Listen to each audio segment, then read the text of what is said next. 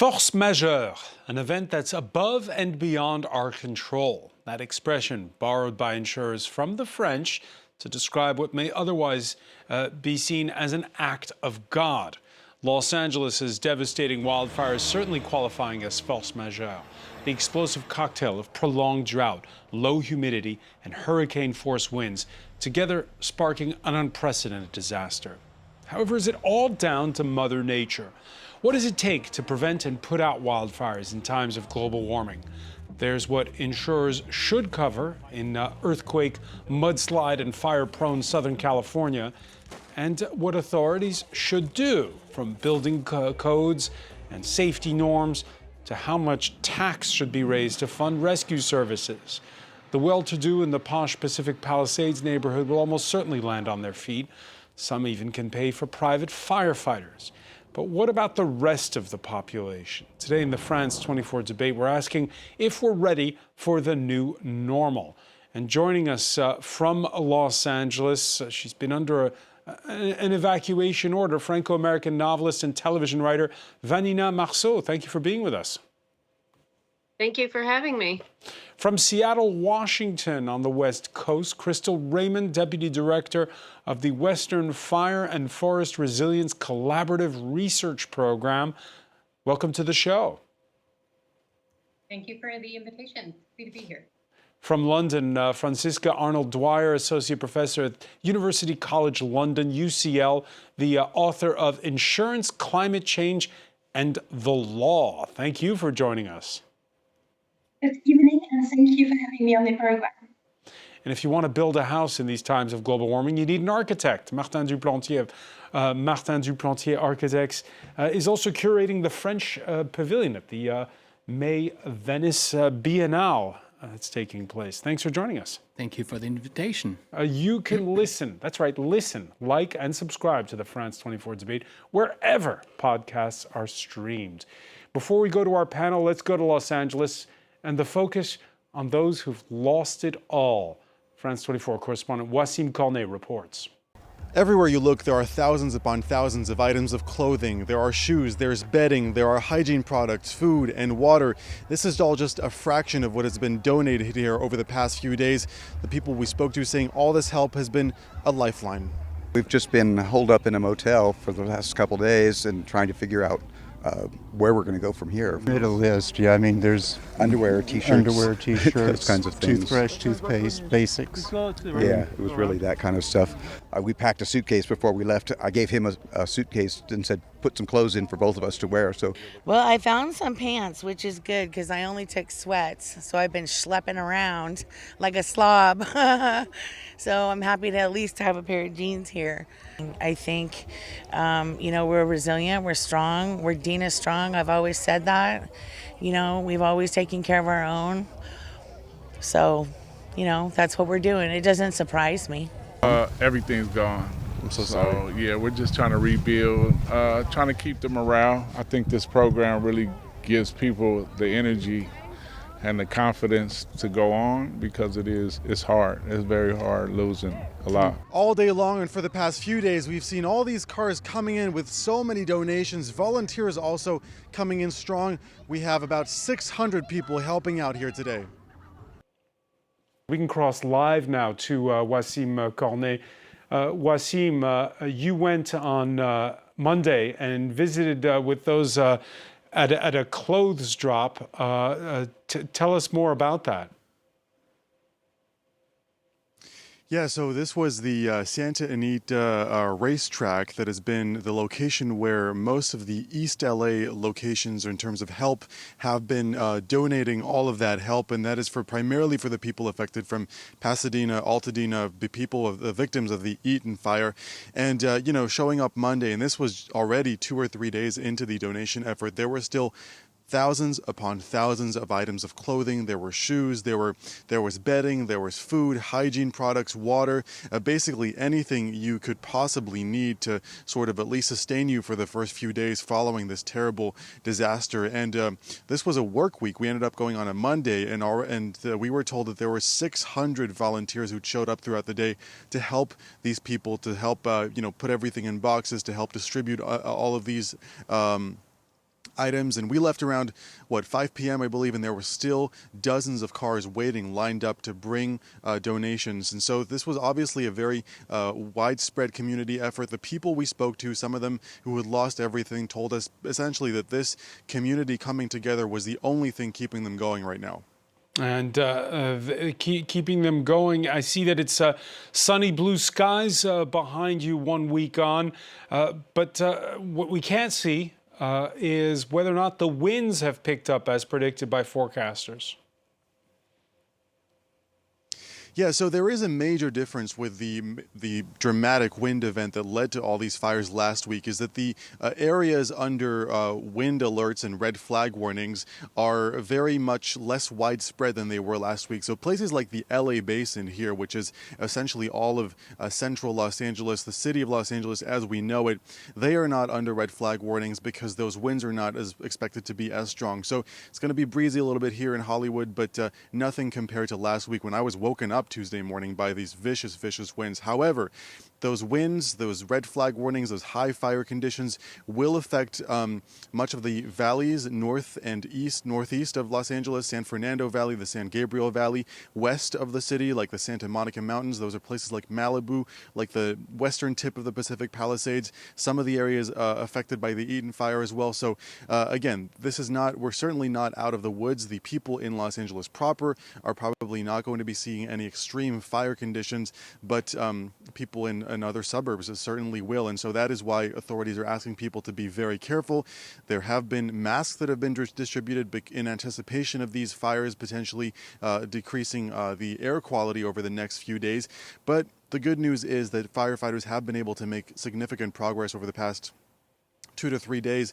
Cal Fire last night saying that there had been no significant reactivation or reignition of either of these fires for at least 36 hours. But what firefighters have been doing for the past 2 to 3 days, essentially combing through all these ashes, through all this debris, using their hands, using infrared cameras to essentially make sure that there are no hot spots, to make sure that none of these fires will reactivate with these stronger winds in the forecast. And there are strict orders not to return to some neighborhoods. There's been, I know, at least 9 suspected looters who've been arrested.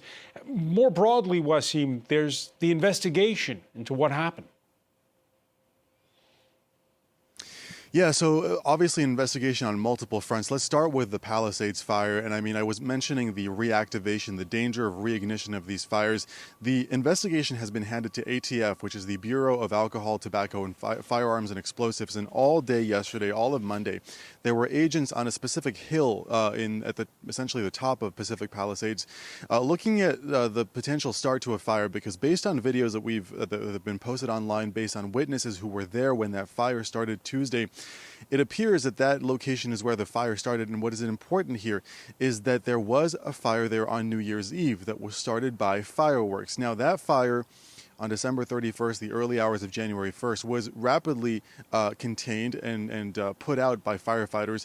But authorities are looking at the possibility that that fire might not have been completely put out, and that it continued burning, that there were embers underneath all these ashes that were reactivated a week later by these vicious winds that we saw, wind gusts of over 130, 140 kilometers per hour last Tuesday. Another important point in the investigation: one resident of Pacific Palisades has now filed a lawsuit against the Los Angeles Department of Water and Power because that Pacific Palisades reservoir, the reservoir closest to that area, was empty when that fire broke out. And so one point worth pointing out is that in a statement issued last week, the governor of California, Gavin Newsom, also mentioned that in the investigation that he was launching. Now, authorities, some fire officials have said that having that that reservoir full would not have made much of a difference.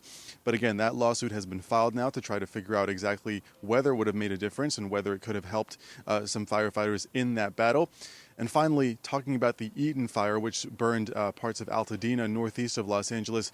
Well, another resident who lost his home in that fire is now suing Southern California Edison, SoCal Edison, that is the utilities company here, for not following its own plan to turn off power in the event of those strong winds. Because again, there is a video that was circulating online that was handed over to authorities showing sparks flying in front of it, or just near a utilities transmission tower, just minutes before that fire broke out.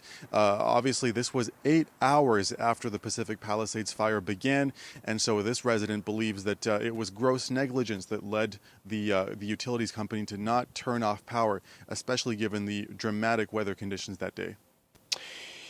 Wasim Cornet, many thanks for that live update from Los Angeles. Vanina Marceau, listening, is that where the mindset is right now into figuring out what just happened? When you hear your reaction, when you hear about those lawsuits against the water company, against the power company?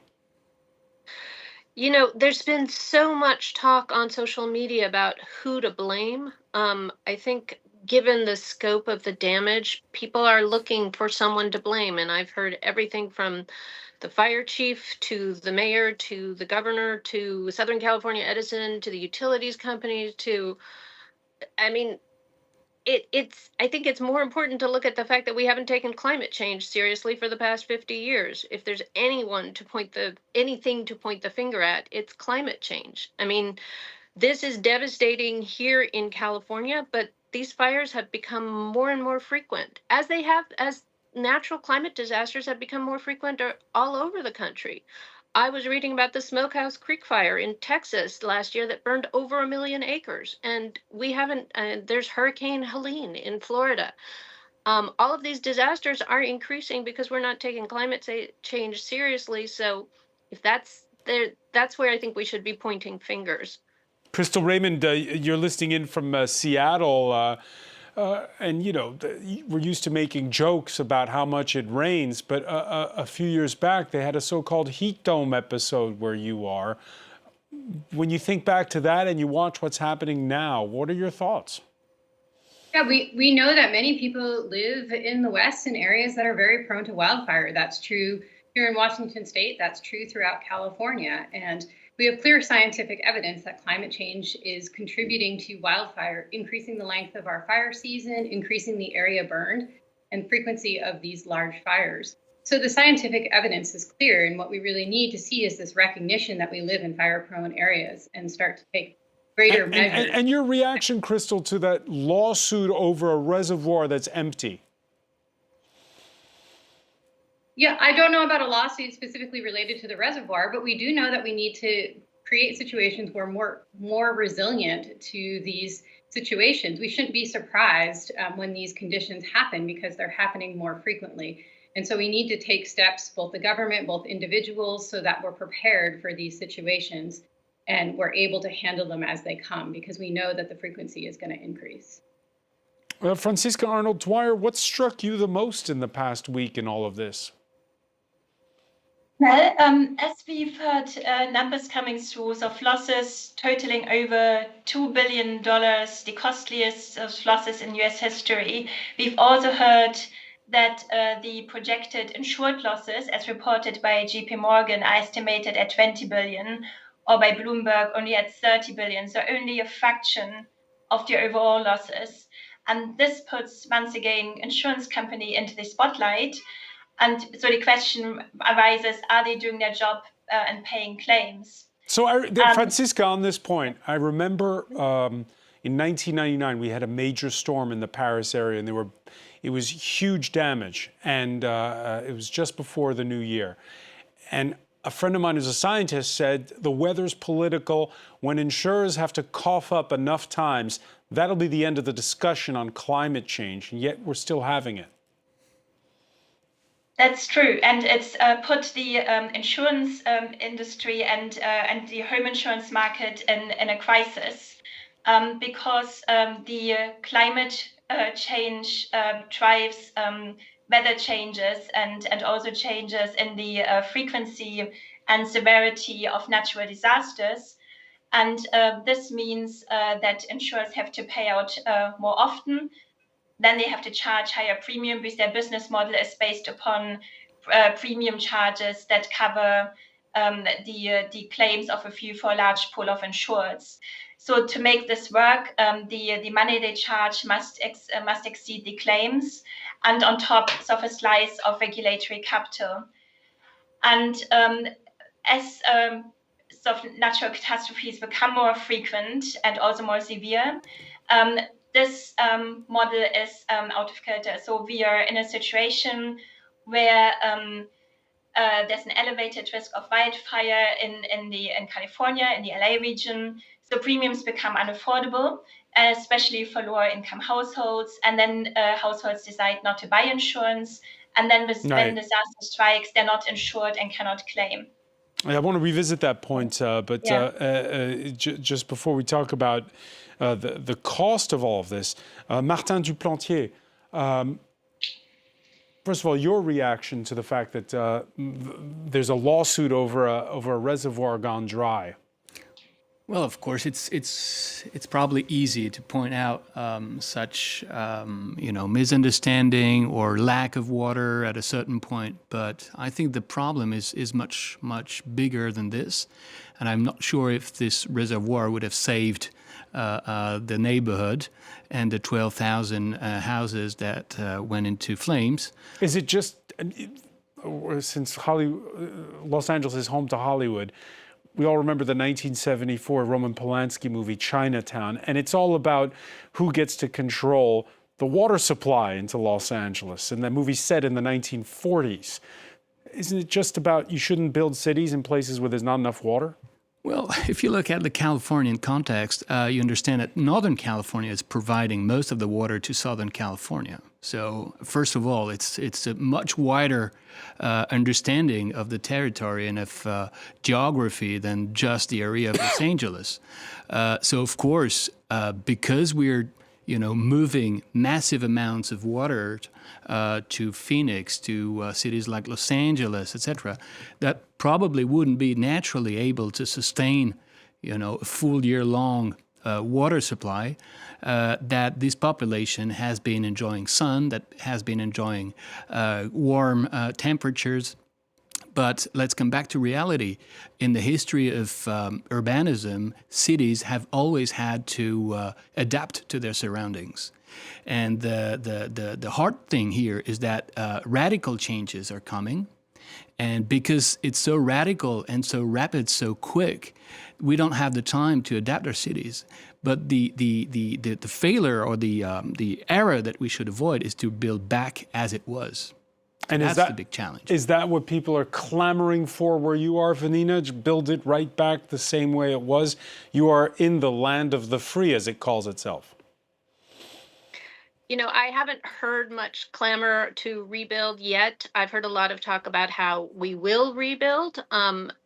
Certainly, when you look at the overhead shots of the devastation of the Palisades, it's an entire community that is gone. And I think the same is true of the Altadena neighborhood in the Eaton fire.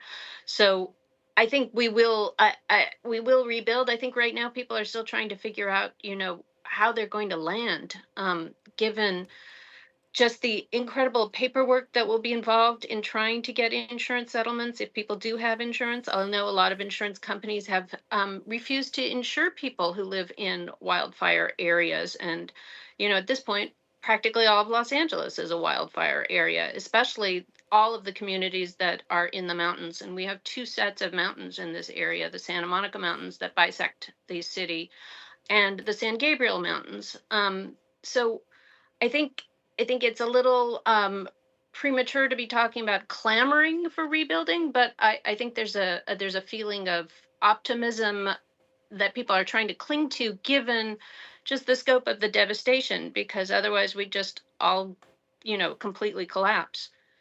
Completely collapse. And it's interesting to see some of the reactions that we've seen. It's this lack of preparedness. Less than 24 hours into the LA fires, there was what Vanina described, that blame game already taking place at the national level in the U.S. The Republican president-elect of the United States blaming the catastrophe on the Democratic governor of California. the fires feeding a political echo chamber ever since. We can show you today's cover of the Rupert Murdoch-owned New York Post, which blares that California Governor Gavin Newsom, quote, spent big on green energy deals, but cut fire prevention. I guess it's a short stretch to blaming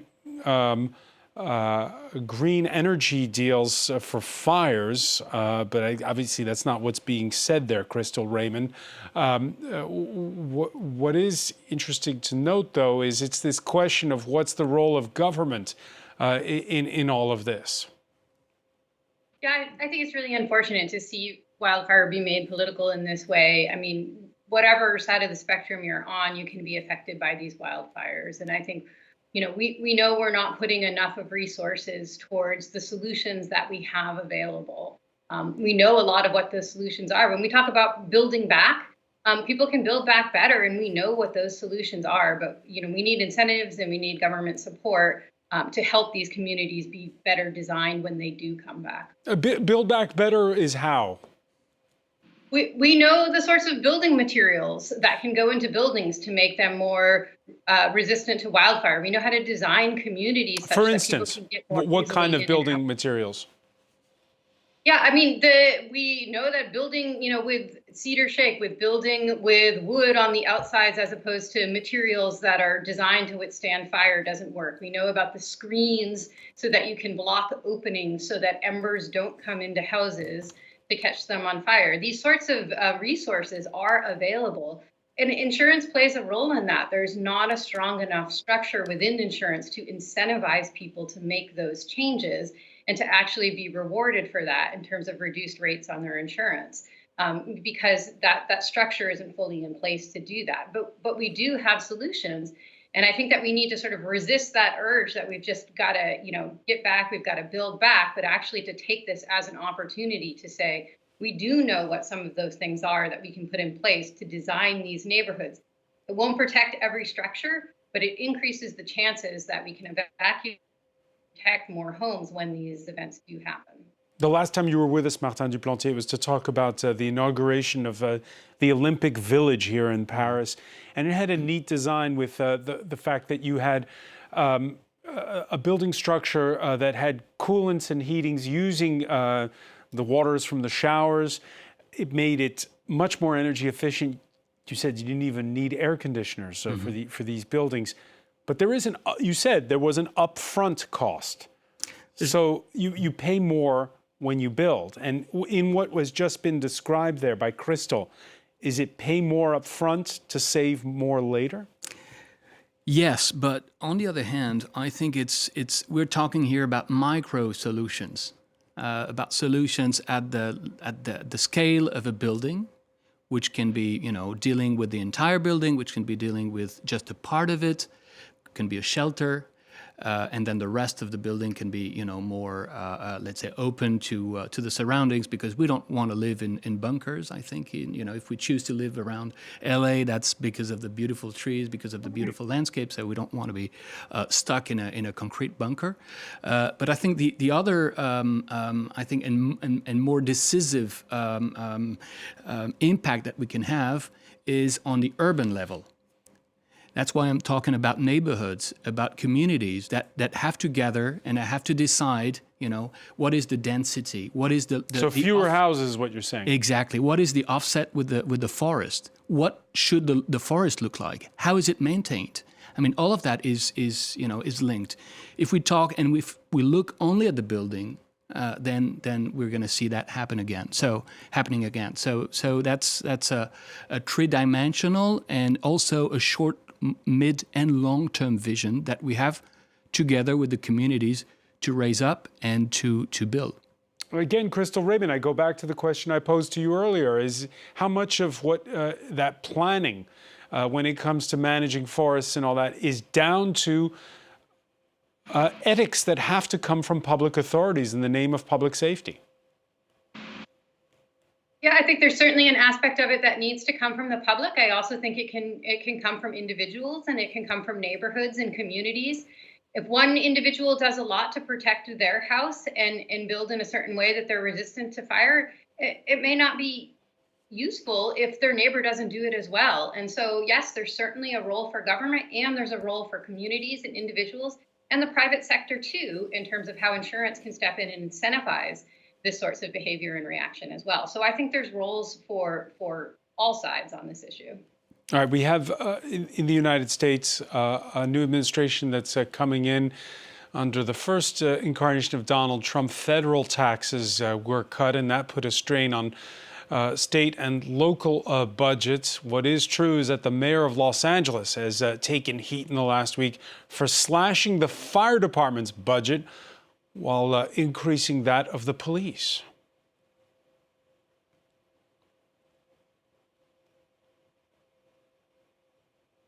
The fire chief and I are focused on fighting these fires and saving lives, and any differences that we might have will be worked out in private, but right now, our first and most important obligation to Angelenos is to get through this crisis. Vanina Marceau, people where you are demanding more funding for the fire department. Are they ready for more taxes?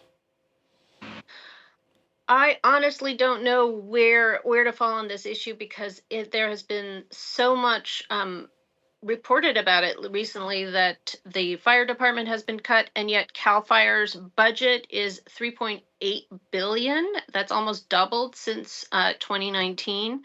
Newsweek reported that this $100 million cut to the fire budget, but apparently that was the proposed budget. The actual cuts did reduce the wildfire package, but California wildfires, their budget is twice as big as it was in 2019. So I don't know who we're supposed to blame in this. And again, I think it's part of the blame game that people want to play during a crisis.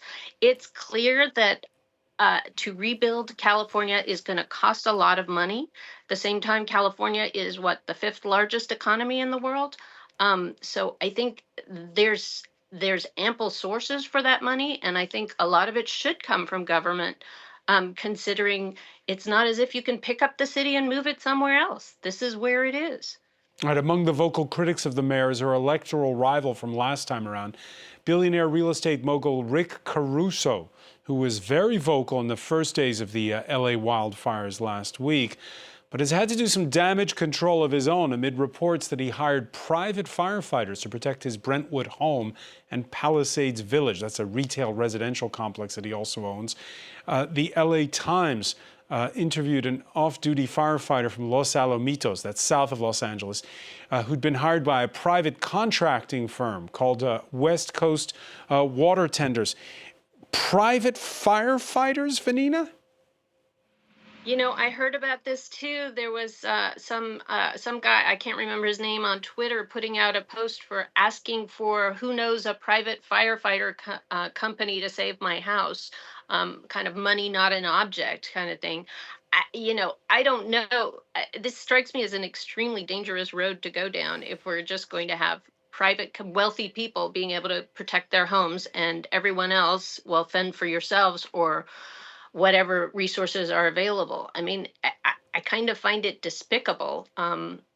Crystal Raymond, is this something new, or has this always existed? I think this has been around for a while. I mean, I think the private sector is always going to step in when there's a void, when there's insufficient, role of the government in protecting people. I agree that it's unfortunate, but I also think, that's kind of inevitable. When there's a void, we're going to see the private sector step in. Sitting in Paris, Martin Duplanté, your thoughts on private contractors for policing and fire? Well, for us French, it sounds, out of our minds, out of culture. But I do understand when you have so much assets, real estate, that you want to protect it. That's quite natural. The thing is that we should probably think about common solutions rather than private ones. And there is, in my view, a much more bigger role to play on the public level, at the scale of the municipality and the Los Angeles County, to see what is the Los Angeles of 2025 and 2030 and 40. We're looking at the Olympics with also a bit of fear and doubts. And I think it's very important that they give a new light of what is the future of the city and how this city can transform and adapt itself to this new norm. Vanina, the Olympics are, 3.5 years away where you are in Los Angeles. Is there really a threat that preparations may be disrupted? I mean, I don't know much about it, but to be honest, given all the construction that Paris did for the Paris Olympics, you've got to imagine that there are plans to build structures and facilities to host the Olympics, which they're going to have to be doing at the same time that they're rebuilding the city from these fires. It seems like an awful lot of money is going to need to be funneled to Los Angeles to complete both of those tasks.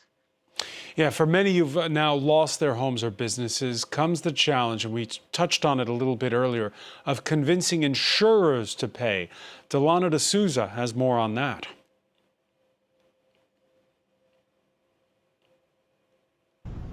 In this Los Angeles neighborhood ravaged by wildfires, a resident returns to inspect the damage.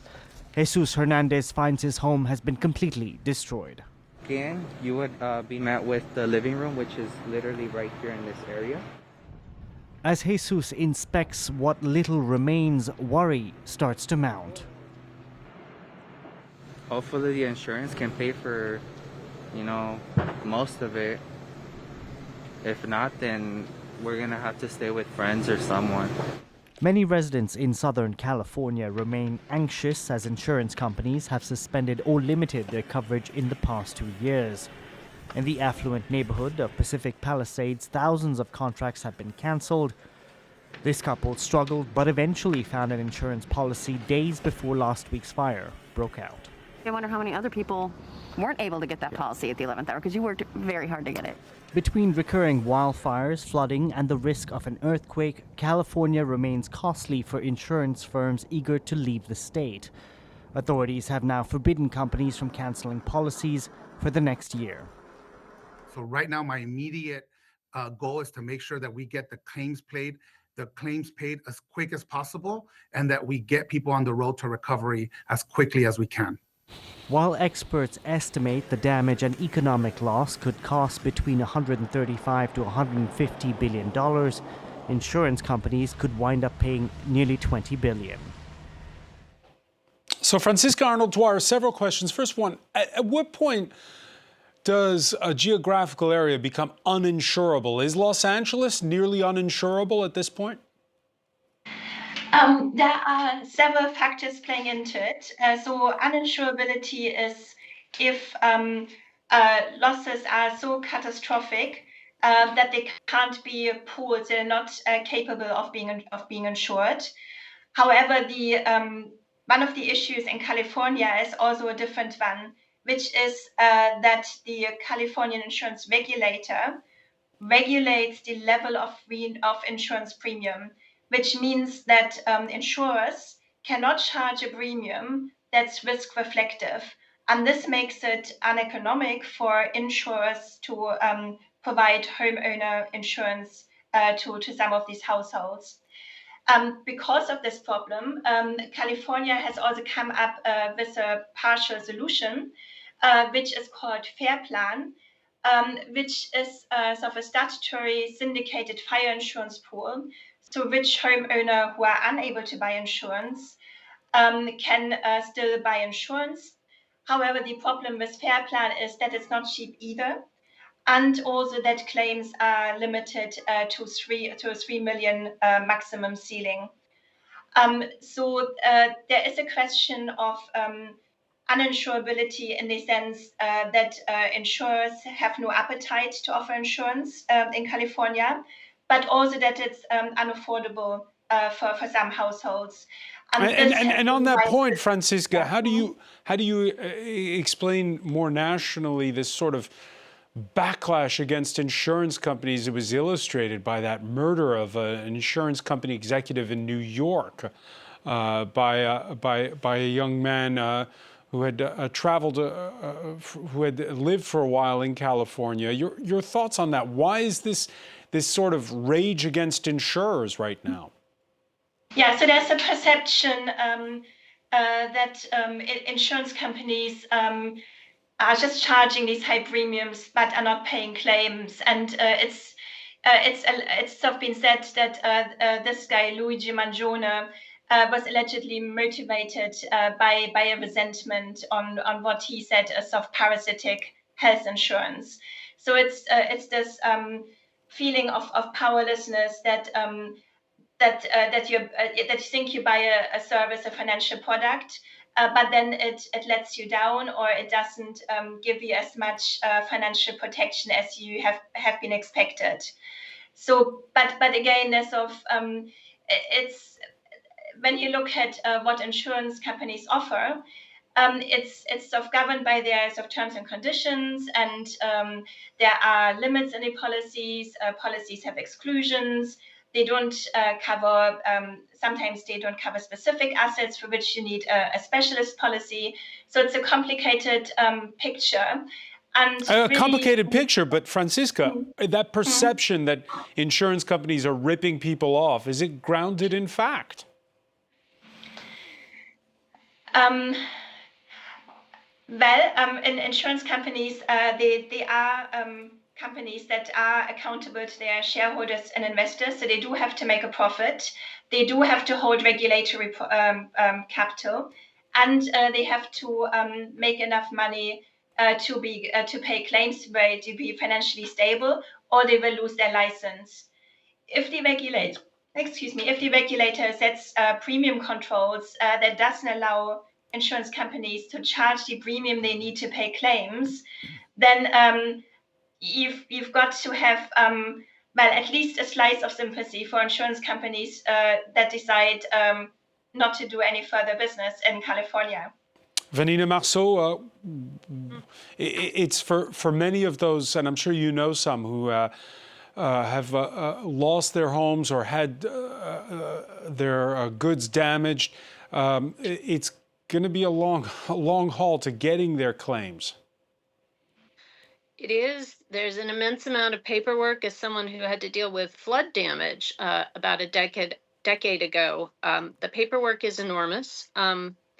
We live, my mother's house is in an area that we evacuated from because it was in a precautionary evacuation area, and my mother is elderly. But it's an area that is very, very vulnerable to wildfires because it's up in the Santa Monica Mountains. We have to have the California FAIR plan as part of our insurance. And I know people who in neighboring areas who have been denied insurance because of where they live, which is just adding to the tragedy of this event. Yeah, here in France, 2024 was marred by huge flooding in the north of the country. There were ocean storms. In the south, you had intense heat and long spells of drought in many places. Insurance premiums climbing an average of 7.2% last year. Martin Duplantier, we're looking at that map there, showing where those premiums rose the most. And again, the architect in you, what does he say when he looks at that map of France? I just think that you cannot buy a house if you don't have an insurance. You don't get your mortgage, and the bank doesn't allow you to sign the contract. So you need, of course, insurances, and they will inevitably increase their But do you blame the insurers, or do you blame global warming for what we were seeing there? We all know for the last 50 years that we're on the road to global warming. So of course this will cost more. We'll have to adapt our cities, but every euro, every dollar that we spend on adapting is actually a good investment, rather than seeing what we see here on the screens, which is to recover from a disaster. So every investment on preventing, on increasing our resilience is a good investment. Yeah, there was an Atlantic coast storm more than a decade ago at Cynthia, where they were orders to tear down the buildings, and it took years for people to move. Exactly. We see that on, I come from the southwest of France, on the southwest of the Atlantic coast. We also see some cities that are thinking about moving the entire cities, because we know that the coastline is going to, change a lot, and we won't be able to pay for every single house in this particular situation. So there are some very contextual situations where we have to imagine, and we have the solutions. We know what to do, but let's invest now rather than wait too long. So there's zoning, like you say, and what Crystal Raymond was talking about earlier, the materials you use. How do you design your house of the future? What do you use in particular? It all depends on the context again. I've been working in the Philippines after some typhoon events in 2014, and we had to work on the house of the future in the Philippines. And we had to take inspirations from parts of the tropical world where they have been suffering from typhoons every single year. And when you look at these kind of typologies, then you know what to do. So I think that we've been building houses for centuries, and we've had in certain regions fires every year. We've had typhoons every year in certain regions. The solutions are there. Plus, now we have we have artificial intelligence, we have data, we have satellites. So I think by gathering the different kinds of intelligences, we can really come up with smart solutions. Vanina Marceau, you are in what's called Tinseltown. The show must go on. Are people getting on with their lives? You know, it's very strange because for the first time last night, I saw traffic on the 405 and the 10 freeways, whereas the previous 5 days it felt like a ghost town. So I got to think that people are trying to go about their ordinary lives to the extent that they can. But it's a weird feeling. It's a very strange feeling, despite the beautiful sunny sky and blue skies. LA feels changed. We'll have to leave it there for now. Vanina Marceau, we wish you and yours the best in these trying times. I want to thank Crystal Raymond for being with us from Seattle, Francisca Arnold-Dwyer in London. Martin Duplantier, thank you for being with us here in the France 24 debate.